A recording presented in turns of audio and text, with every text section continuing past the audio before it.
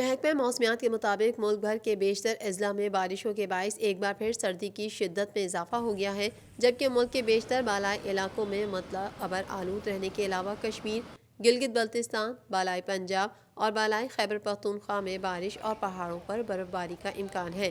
محکمہ موسمیات کا کہنا ہے کہ پنجاب کے بعض علاقوں اور سندھ میں صبح کے اوقات میں دھند چھائی رہی۔ کراچی میں صبح کے اوقات میں دھند رہی اور حد نگاہ 1 کلومیٹر تک رہ گئی۔ ملتان، بہاولپور، بہاول نگر اور ڈی جی خان میں صبح کے وقت دھند رہی اور آج رات بھی دھند چھائے رہنے کا امکان ہے، جبکہ دھند کے باعث راولپنڈی موٹر وے ہر قسم کی ٹریفک کے لیے بند کر دیا گیا ہے۔